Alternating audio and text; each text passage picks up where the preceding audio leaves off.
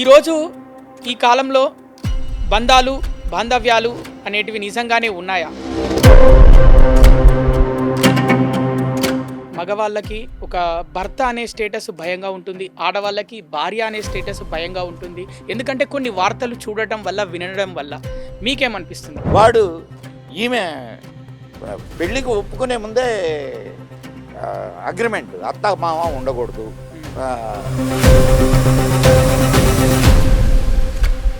రెండు ఫ్యామిలీస్ కలుస్తున్నాయి, రెండు వంశాలు కలుస్తున్నాయి. ఈ విషయం మర్చిపోతున్నారు. మేమిద్దరం కలుస్తున్నాం. ఇద్దరు కలిసేదేంది నీ బొంద? మ్యారేజ్ అనేదానికి దెర్ ఇస్ నో విడాకులు. ఎందుకు విడిపోతున్నారు? ఒక్కటే కారణం, తొక్కలో పెళ్ళి, వీడు కాకపోతే ఇంకొకటి దొరుకుతాడు, రిజైన్ చేయి. ఇదేమన్నా జాబా? వాళ్ళకి సరైన ప్రేమ దొరకక ఈ తల్లుల నుంచి. అరే కామం కోసం కని ఇప్పుడు కుపుత్రో జాయతే క్వచిత్ కుమాత నా భవతి. పుత్రుడు కుపుత్రుడు కావచ్చు కానీ తల్లి చెడ్డది కాదు. కానీ చెడ్డ తల్లులు పుడుతున్నారే. తల్లిదండ్రులు పిల్లలపైన ఆశలు పెట్టుకుంటారు కదా, అంటే మమ్మల్ని ఏం తక్కువ ఆశలు? అంటే ఏంది ఆశ?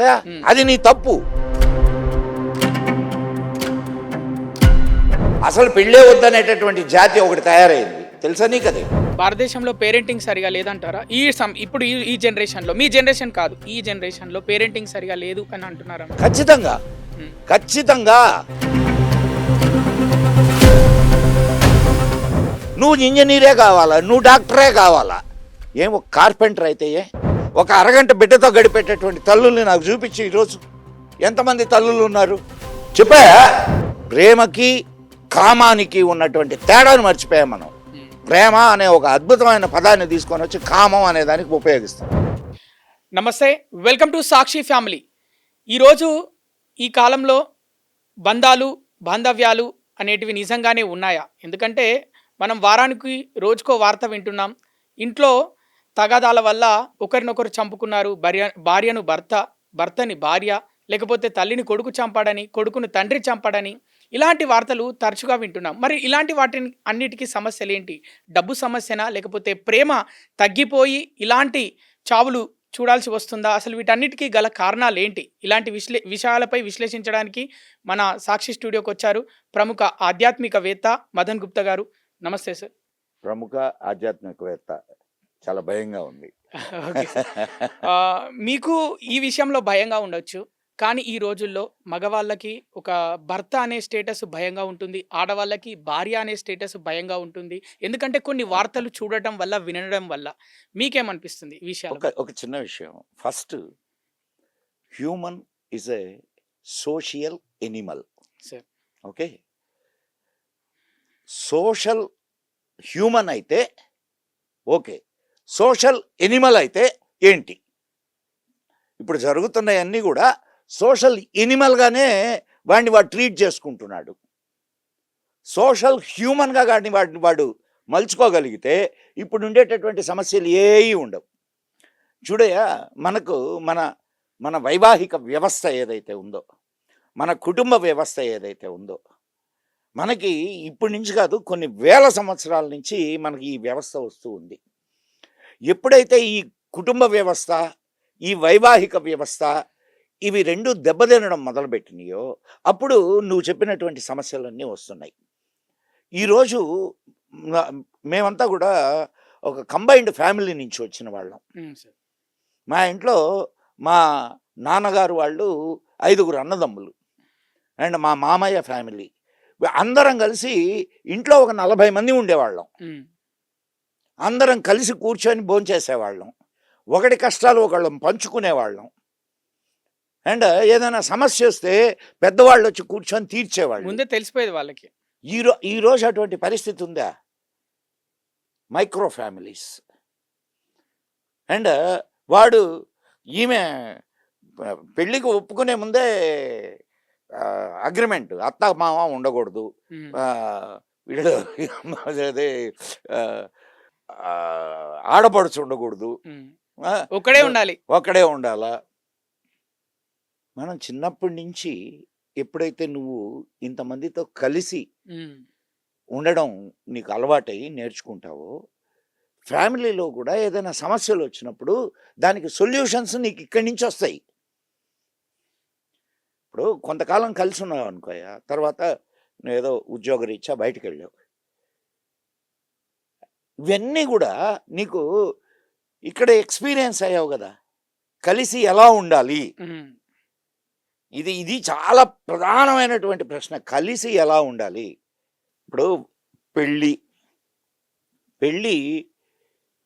ఇద్దరు అన్నోన్ వ్యక్తుల మధ్య జరిగేటటువంటి, వాళ్ళు ఇద్దరికే అప్పటిదాకా ఎక్స్పీరియన్స్ ఏ ఉండదుగా. ఉమ్, ఇది 4వ పెళ్ళి ఆమెకి, 5వ పెళ్ళి వీడికి కాదుగా. ఉమ్, సో ఇద్దరు ఇండివిజువల్స్ కలుస్తున్నారు, అదొకటే కాదు, 2 ఫ్యామిలీస్ కలుస్తున్నాయి, 2 వంశాలు కలుస్తున్నాయి. ఈ విషయం మర్చిపోతున్నారు. మేమిద్దరం కలుస్తున్నాం, అవును ఇద్దరు కలిసేదేంది నీ బొందా? కరెక్ట్. కాదు, ఇదేమన్నా ఇప్పుడు పెళ్ళి అనేది మన మన ఇండియన్ స్క్రిప్చర్స్లో మ్యారేజ్ అనే దానికి దెర్ ఇస్ నో విడాకులు.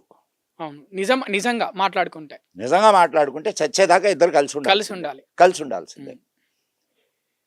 ఎందుకు విడిపోతున్నారు? ఒక్కటే కారణం, ఒకరినొకరు అర్థం చేసుకోలేకపోవడం. అంటే ఏంటి, ఈ రోజుల్లో ఈగో ఎక్కువగా ఉంటుందా, లేకపోతే డబ్బు ప్రధాన పాత్ర?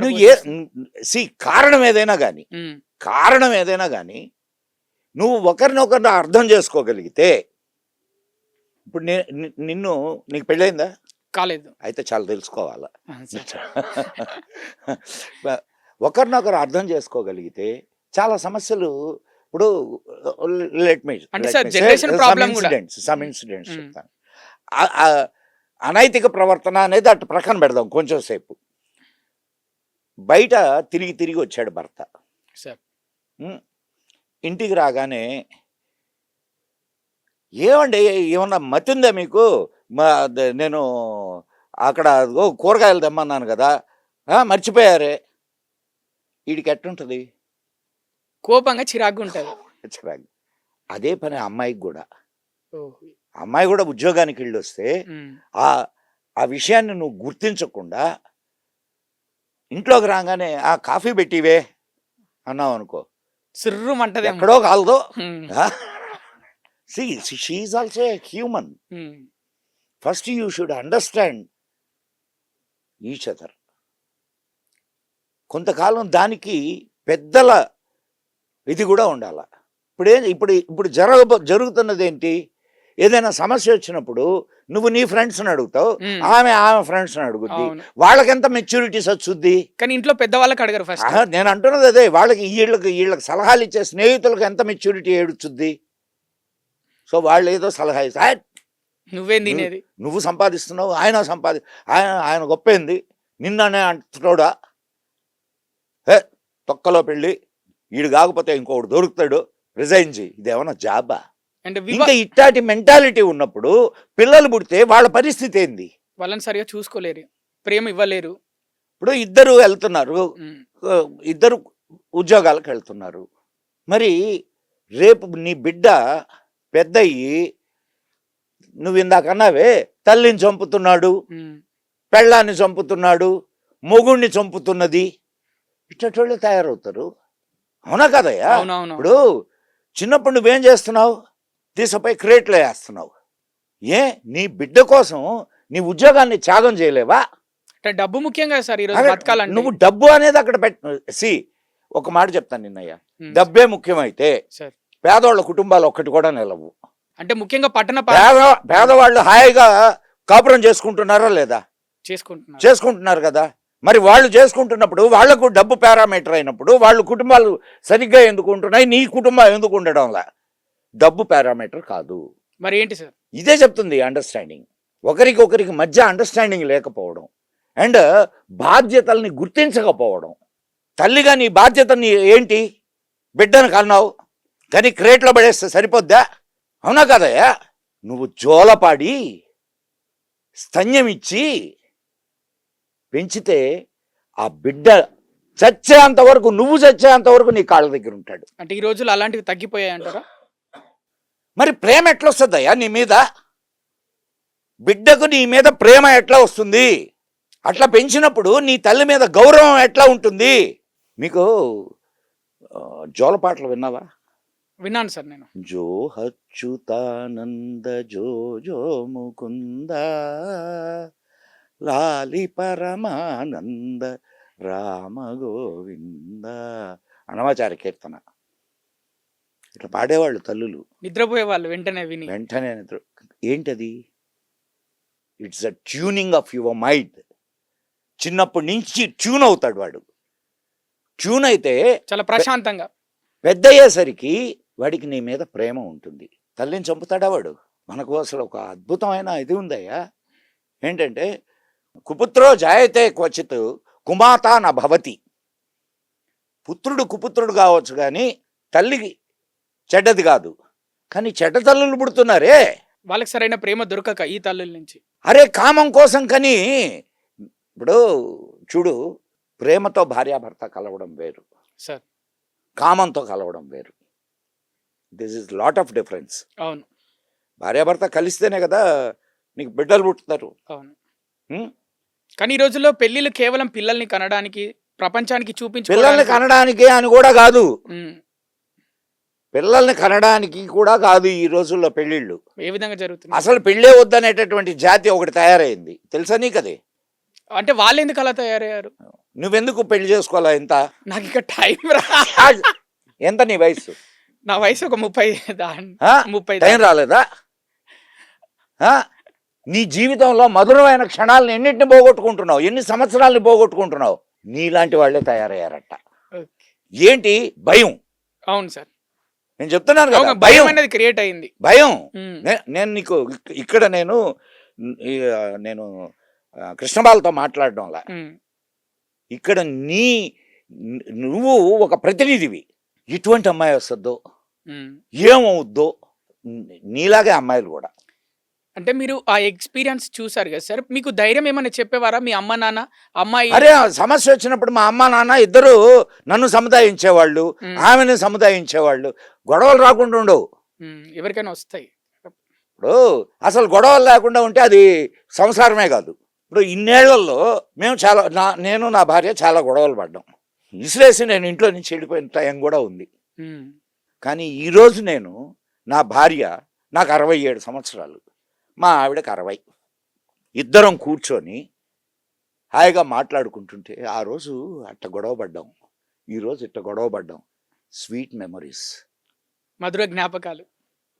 ఎవరికి ఉన్నాయి? ఇన్నేళ్ళు మేము కలిసి ఉన్నాం కాబట్టి మాకున్నాయి. కానీ మీరు ఆ గొడవ పడ్డారు కదా సార్, ఇంట్లో నుంచి ఏదో ఎత్తేసి లేకపోతే పడేసి మీరు బయటికి వెళ్ళారు. ఆ టైంలో మళ్ళీ సాయంత్రం ఇంటికి వచ్చి ఏ విధంగా మీ భార్యతో మాట్లాడేవాళ్ళు? నీ ఆవేశం తగ్గింది అని అంటే నీకే అనిపిస్తుంది నేను చేసింది తప్పు అని. ఓకే, కోపం ఆవేశం తగ్గించుకోవాలి. ఇంత ఎందుకు? ఇప్పుడు కూడా నాకేం కోపం రాకుండా ఉండదు. నువ్వేమీ నేను ఎక్సెప్షన్ ఏం కాదు. ఇప్పుడు కూడా కోపం వస్తుంది. అయితే నేను ఏం నేర్చుకున్నాను? ఏదైనా కోపం వచ్చినప్పుడు ఓం నమ శివాయ. ఓకే, అర్థమైందా? అర్థమైంది. See to reduce your angry. అక్కడే కాదు, ఇక్కడ కూడా నేను బాగా ఎక్కువ ఆవేశం వచ్చినప్పుడు నేను కంట్రోల్ చేసుకోవడం ఓం నమ శివాయ అనుకుంటా. మీరు ఓం నమ శివాయ అంటే ఒక విషయం గుర్తొచ్చింది సార్. దేవుని మొక్కడానికి గుడికి ఎంత భక్తి పరంగా, అంటే దేవునికి నిజమైన భక్తులమని మనసులో అనుకొని వెళ్తారు అందరు ఫ్యామిలీ, అందరూ, అటు వాళ్ళ ఫ్యామిలీ అయినా వీళ్ళ ఫ్యామిలీ అయినా అందరు ఫ్రెండ్స్ అయినా వెళ్తారు. బయట ఏదైనా గొడవ జరిగినప్పుడు అదే ఫార్ములా దేవుడి దగ్గర అయితే ఏదైతే ఫార్ములా వాడుతున్నారో, ఏం గొడవ జరిగినప్పుడు బయట ఇంట్లో గొడవలు జరిగినప్పుడు ఏదైనా డబ్బు పరంగానో నీకు ఇంకొక విషయం చెప్తాను. నేను ఈరోజు అట్లా కలిసి గుడికి వెళ్ళే ఫ్యామిలీలో ఏ గొడవలు రావు. గొడవలు వచ్చినా కంట్రోల్ అవుతాయి. తెలుసా నీకు? ఎప్పుడైనా టెస్ట్ చేసి చూడు కావాలంటే. ఎందుకో తెలుసా? ఒక బైండింగ్ ఏర్పడుద్ది, ఒక ఆధ్యాత్మిక భావన వాళ్ళ ఇంట్లో ఉంటుంది. ఈరోజు మనం ఏం చేసామయ్యా, మన ఇంట్లో అలంకరణ వస్తువులన్నీ పెట్టుకున్నాం, దేవుడి పటాలు తీసి బయటపడేసాం. అంటే దెయ్యాలు మన ఇంట్లోకి వస్తున్నాయి, దేవుడు బయటికి వెళ్ళిపోయాడు. సో నీకు ఇక్కడ ఆధ్యాత్మిక భావన నీ మనసులో ఎక్కడుంది? అవునా కదా? అవునవును. సో ఏమవుతుంది? చాలా చిన్న విషయం కూడా చాలా పెద్దదిగా కనిపిస్తుంది. అవును సార్. చాలా చిన్న చిన్న సమస్యలు. నీకు ఒక చిన్న ఇది చెప్తాను నేను. చెప్పండి. నేను మామూలుగా నేను బయటికెళ్తే ఇల్లు మర్చిపోతా. ఇంటికొస్తే జాబ్ మర్చిపోతా. ఇది నాకున్న అలవాటు. మా ఆవిడ నేను బయటకు వచ్చేటప్పుడు ఏదో చెప్పుద్ది. మామూలుగా బయటకు రాగానే మర్చిపోతా. నేను ఒక టెక్నిక్ కనిపెట్టా. ఇది నేను కనిపెట్టిన టెక్నికో లేదో తెలియదు. నేను అనుసరించిన విధానం. మా ఆవిడ ఏదైనా తెమ్మని చెప్పినప్పుడు ఒక రాయి తీసుకొని జేబులో వేసుకుంటా. నేను బయటికి వెళ్ళినప్పుడు ఆ రాయి నా చేతికి తగిలింది అనుకో, నా జేబులో రాయి ఎందుకుంది? ఓ మా ఆవిడ ఏదో తెమ్మని చెప్పింది కదా, గుర్తొస్తుంది. So for every problem there will be a solution. You are not concentrating on the solution, you are concentrating on the problem. అవును సార్. సో ప్రాబ్లం మీద నువ్వు ఎప్పుడైతే దృష్టి పెడతావో ఆ ప్రాబ్లం చాలా పెద్దదిగా కనిపిస్తుంది. నువ్వు అదే దృష్టిని చూడు, హ్యూమన్ బ్రెయిన్ ఎంత అద్భుతమైందంటే, సార్ ఒక ప్రాబ్లంని నీ బ్రెయిన్కి, నీ పెళ్ళి, మళ్ళా నీ దగ్గరికే వస్తా, నీ పెళ్ళి అనేది ఒక ప్రాబ్లం అనుకుందాం. అమ్మాయి దొరకడం లేదనో, లేకపోతే నీకుండే ఏదో ఇన్హిబిషన్స్, ఏదో దీన్ని ఈ ప్రాబ్లంని నేను ఎట్లా సొల్యూట్ చేయాలా అని అడుగు నీ బ్రెయిన్ని. అర్థమైందా? అది 100 సొల్యూషన్స్ ఇస్తుంది. అవును. It gives 100 solutions. You choose the best solution. So you are not using your brain. వేరే వాళ్ళ బ్రెయిన్ మీద ఆధారపడుతున్నాం మనకి ఏదన్నా సమస్య వచ్చినప్పుడు. ఎస్, ఆధారపడచ్చు, తప్పలేదు. కానీ ఆ వేరే వాళ్ళు ఎవరు? ఆ వేరే వాళ్ళు ఎవరు? నీ స్నేహితులు కాకూడదు. నీ మంచి కోరేవాళ్ళు ఉండాలా, నీ గురువులు ఉండాలా, నీ తల్లిదండ్రులు ఉండాలా. అర్థమైందా? నీకేదైనా ఒక సమస్య వచ్చినప్పుడు నీ స్నేహితులు కాదు. నీ స్నేహితులకి ఎంత మెచ్యూరిటీ ఉంటుందా? నీకున్నంత మెచ్యూరిటీయే వాళ్ళకి ఉంటుంది, అంతే కదా. అదే నీ తల్లిదండ్రులు, నీ గురువులు, లేదు ఒక లెర్నడ్ పర్సన్ వెళ్ళి ఇదిగోండి ఇది నా సమస్య, నేనేం చేయాలా, అప్పుడు సొల్యూషన్ దొరుకుతుంది. కానీ నువ్వు ఎవడంటే వాడిని హాయిగా స్నేహితులతో నీ కాలక్షేపం చేయి, కానీ సమస్యలు మాత్రం నీ స్నేహితుల ముందు పెట్టకు.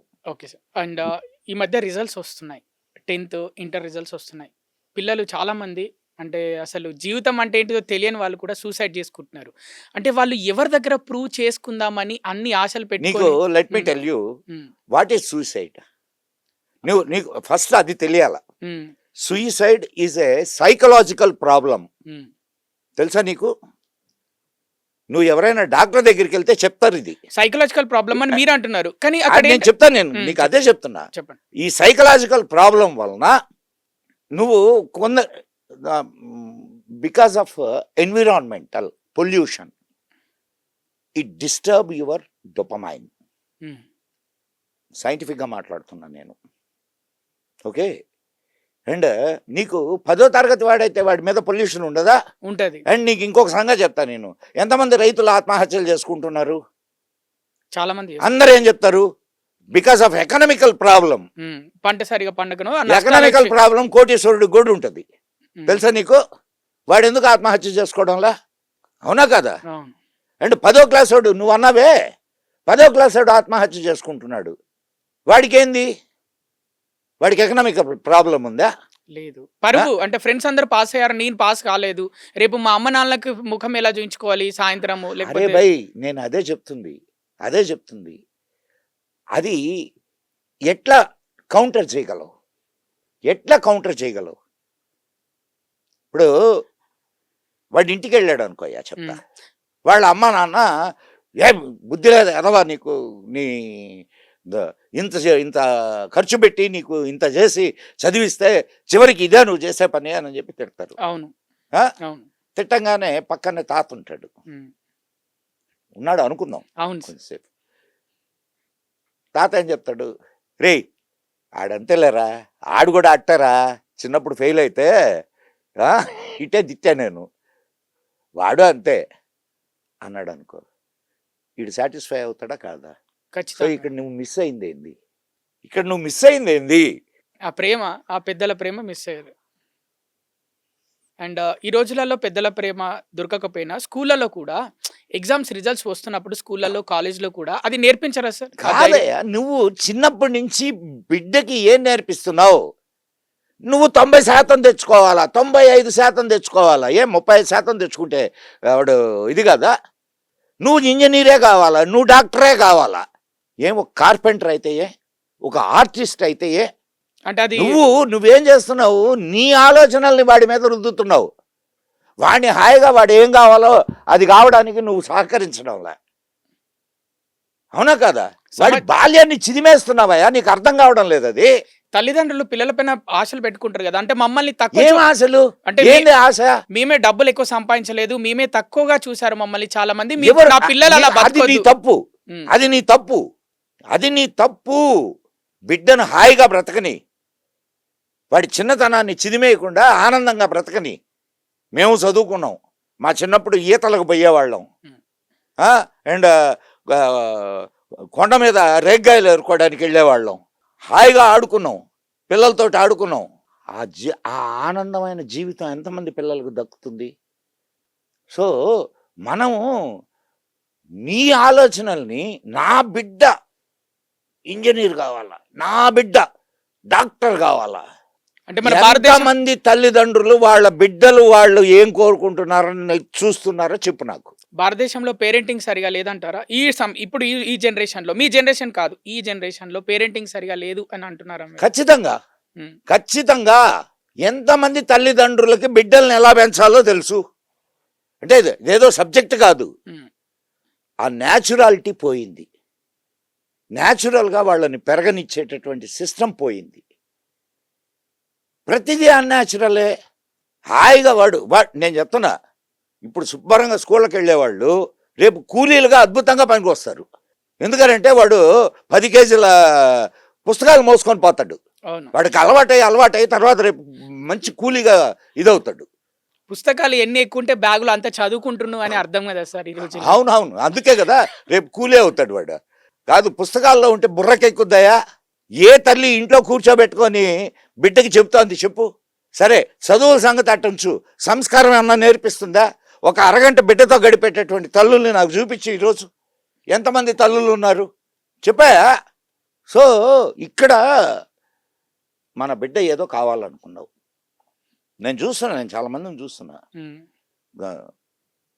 ఓ ₹1,00,000 ఇచ్చి స్కూల్లో అద్భుతం, 4 ఏళ్ల పిల్లోడు, 5 ఏళ్ల పిల్లోడు, నువ్వు ₹1,00,000 కట్టంగానే వీడికి అంతా తెలివి వస్తుందా?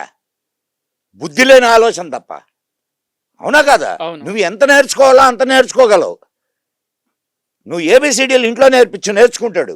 ₹1,00,000 కట్టి అడుగు ఏదో పెద్ద స్కూల్కి పంపిస్తే అక్కడ అన్నీ వచ్చేస్తాయి అనుకుంటే, అంతకంటే మేమంతా ఈది బళ్ళలో చదువుకున్నాం, ఉమ్. ఈది బళ్ళల్లో చదువుకున్నాం. అంటే వచ్చేది ఏఐ, ఆటోమేషన్ యుగం, అందుకే పిల్లల్ని మేము మొదటి నుంచే దానికి సిద్ధం చేస్తున్నాం అనే విధంగా తల్లిదండ్రులు ఒకప్పుడు వచ్చేది బిఏ చదివితే చాలా గొప్ప, ఉమ్. తర్వాత ఇంజనీరింగ్ బిఎస్సి చదివితే చాలా గొప్ప, తర్వాత అంటే తర్వాత ఇంజనీరింగ్ చేస్తే గొప్ప, తర్వాత డాక్టరీ చేస్తే గొప్ప. అలా అలా అలా వాడు హాయిగా నీకు నేను చెప్తాను, నేను I'm an arts graduate and నేను worked in science related, handled science related job, right? I'm an artist, for your kind information. నేను హాయిగా సంగీతాన్ని ఎంజాయ్ చేసేటటువంటి పర్సన్ని. నేను బొమ్మలు చెక్కుతాను, వేయడమే కాదు, చెక్కుతాను బొమ్మలు. నేను అందరి గురించి కాదు, నేను నా గురించి కూడా చెప్తున్నా. నాకు నా 10th అయిపోయిన తర్వాత అనుకుంటాను, 10th అయిపోయిన తర్వాత మాకు నేను ఇట్లా బొమ్మలు చెప్తానని తెలిసిన తర్వాత తిరుమల దేవస్థానం ఈ శిల్ప కళాశాల నుంచి నాకు అడ్మిషన్ ఇస్తారని ఒక పెద్ద ఆయన వాడికి అక్కడ అడ్మిషన్ ఇప్పిస్తాను అంటే మా నాన్నగారు ఏమన్నారు తెలుసా? అంటే కోర్స్ నేను పోగొట్టుకున్నది ఏం లేదు ఫర్ యూ, వాడు ఇంక జీవితాంతం రాళ్ళు కొట్టుకుంటూ బతకాల అన్నాడు. సో తల్లిదండ్రుల ఇది బిడ్డల మీద ఉంటుంది, ఉండదని కాదు, కానీ తల్లిదండ్రులు నేర్పించే సంస్కారం కూడా బిడ్డలకు వస్తుంది. ఆ రోజు నా తండ్రి ఆ సంస్కారం నేర్పించకపోతే ఈ రోజు నీతోటి మాట్లాడేదానికి నాకు అవకాశమే లేదు. అవునా కాదయ్యా? ఓకే, దానికి కాదన్నాడు, రైట్.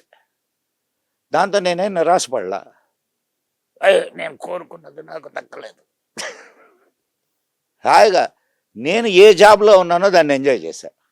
ఈరోజు నీతో కూర్చొని మాట్లాడడాన్ని కూడా ఎంజాయ్ చేస్తున్నా. Thank you sir.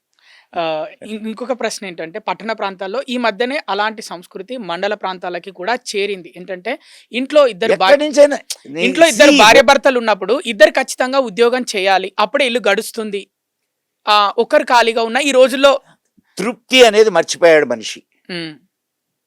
తృప్తి అనేది మర్చిపోయాడు. ఒక్కడి జీతంతో పని చేసేటటువంటి ఒకరి జీతమే వస్తుంది, దాంతో ఇల్లు గడుపుకునేటటువంటి కుటుంబాలు లేవా? ఉన్నాయి, కానీ ఈ రోజుల్లో తృప్తిగా లేవా? ఆనందంగా లేవా? నీకు పారామీటర్ డబ్బు కాదు అక్కడ. పారామీటరు ఉన్నంతలో నిన్ను నువ్వు అడ్జస్ట్ చేసుకో. కానీ ఈ రోజుల్లో ప్రేమని డబ్బుతో కొలుస్తున్నారు సార్. అది ఖచ్చితంగా మనం చూస్తున్నాం. అలా నడుస్తుంది కూడా, వ్యవస్థ కూడా. దాన్ని ప్రేమ అని ఎందుకు అంటావు? మరి ఏమంటారు? దాన్ని ప్రేమ అనరు. ప్రేమను డబ్బుతో కొలుస్తున్నావు. ఇప్పుడు నేను సినిమాల్లో డైలాగులు వింటుంటా. ఏంటంటే అదో మనం ఆ లాడ్జికి పోయి ప్రేమించుకుందాం, అది ప్రేమ అంటాయా? లస్ట్. ప్రేమకి కామానికి ఉన్నటువంటి తేడాను మర్చిపోయాం మనం. ప్రేమ అనే ఒక అద్భుతమైన పదాన్ని తీసుకొని వచ్చి కామం అనే దానికి ఉపయోగిస్తున్నాం. అంటే ఇప్పుడు ప్రజెంట్ జనరేషన్ అలానే ఉంది. లేదు సి, ఫస్ట్ నువ్వు మొట్టమొదట నీ ఇంటి నుంచే నీ చదువు మొదలవుద్ది. చదువు అని అంటే పుస్తకాల్లో ఉండేదే అనుకుంటే మాత్రం యు ఆర్ వెరీ రాంగ్. నీకు ఈ భాగవతంలో ఒక మంచి కథ ఉంది. ఆయన దత్తాత్రేయుల వారు, ఆయన చెప్తాడు నాకు 24 మంది గురువులని. ఒక చీమను కూడా గురువుగా చెప్తాడు ఆయన. చీమ నాకు ఇది నేర్పించింది అని చెప్తాడు. అట్లా సమాజం నీకు నేర్పిస్తుంది. Open your brain, open your mind, take everything, but segregate which is best and which is not. Pollution వల్ల, లేదా నువ్వు తినేటటువంటి ఆహారం వల్ల, అండ్ నీ థాట్స్, సి ఎన్విరాన్మెంట్, దీనివల్ల నీ బ్రెయిన్లో డోపామైన్ అనే కెమికల్ ఉంటుంది, అది డిస్టర్బ్ అవుతుంది. అది డిస్టర్బ్ అయినప్పుడు నీకు మ్యాలిఫిక్ థాట్స్ వస్తాయి. చంపాలని, చావాలని. చూడు నువ్వు కావాలంటే ఆ థాట్స్ అవి సో ఎట్లా వస్తున్నాయి? అది సైంటిఫిక్ రీజన్. ఇది మన ఆత్మహత్య చేసుకోవాలి, హత్య చేయాలనే వాళ్ళకు కూడా ఇదే రీజను. అర్థమైందా? So it's a psychological disorder, it's not economical. ఈ సైకలాజికల్ డిజార్డర్ ఉన్నప్పుడు ఆ పర్టికులర్ ఇదేదైతే ఉంటుందో అది దీంట్లో చాలా పెద్దగా ఇచ్చేసి చూపిస్తుంది. సో ఈ సైకలాజికల్ డిజార్డర్ని కానీ నువ్వు సెట్ చేసుకుంటే ఆ ప్రాబ్లం నీకు పెద్దగా కనిపించదు. అవును, అర్థమైందా? అర్థమైంది. రైట్. కాలజ్ఞానం లాంటివే చాలా సబ్జెక్ట్స్ ఉన్నాయి, ఎన్నో వచ్చాయి. అంటే అప్పుడే వాళ్ళు ముందుగానే ఊహించి రాశారు, అందుకే ఈ విధంగా జరుగుతున్నాయని కొందరు నమ్ముతున్నారు. కానీ ప్రాక్టికల్ గా మాత్రం ఇది మనం చేసే తప్పు అనే వాటిల్ని వాళ్ళు గమనించారు. నీకు ఇక్కడ ద్రష్ట అంటారు. ఇప్పుడు this is a pre planned system of universe. ఇటువంటి పరిస్థితులు వచ్చినప్పుడు ఎటువంటి విపత్కర లేదు సంఘటనలు జరుగుతాయి అనేది నువ్వు కూడా చెప్పొచ్చు. బట్ దానికి లిటిల్ ప్రాక్టీస్ ఉమ్, అది కావాలా. ఇప్పుడు నేను ఊరికే ఒక ఉదాహరణ చెప్తాను. నేను నిన్న బెంగాల్ ఎలక్షన్లు జరిగినాయి. బెంగాల్ ఎలక్షన్లు జరిగితే అందరూ 150, 160 అని అన్నారు. నేను 200 అని అన్నాను. అది నా ప్రిడిక్షన్ కాదు, నా అవగాహన, నా అనాలిసిస్. అట్లా నువ్వు కూడా చెప్పొచ్చు. ప్రిడిక్షన్స్ ఇవ్వడానికి కూడా ఈ విశ్వంలో ఉన్నదే నీలో ఉందయ్యా. సార్ సో ఈ విశ్వంలో, ఈ అనంత విశ్వంలో ఏం జరుగుద్దో నువ్వు తెలుసుకోవాలి అనుకొని లోపలికి వెళ్తే నువ్వు తెలుసుకోవచ్చు. Thank you. Right right. Right. ఇక వ్యూవర్స్ చూస్తున్నారు కదా, స్కూల్కి వెళ్ళబోయే ముందు అసలైన స్కూల్ మన ఇంట్లోనే మొదలు పెట్టమంటున్నారు ప్రముఖ ఆధ్యాత్మికవేత్త మదన్ గుప్తా గారు. ఇక నుంచి ప్రేమని ప్రేమగానే చూపిద్దాం, కానీ దాన్ని మిగతా విషయాలతో పోల్చొద్దు అని కూడా చెప్తున్నారు. ధన్యవాదాలు సార్, మా స్టూడియోకి వచ్చి విలువైన విషయాలు మాతో విశ్లేషించినందుకు. Thank you sir. ఓం నమః శివాయ. సాక్షి టీవీ ప్రసారాలను నిలిపివేయటం చట్టరీత్యా నేరం. సాక్షి టీవీ ప్రసారాల కోసం మీ స్థానిక కేబుల్ ఆపరేటర్ను వెంటనే సంప్రదించండి. DTH లో, ఇంటర్నెట్లో కూడా సాక్షి టీవీ ప్రసారాలను వీక్షించవచ్చు.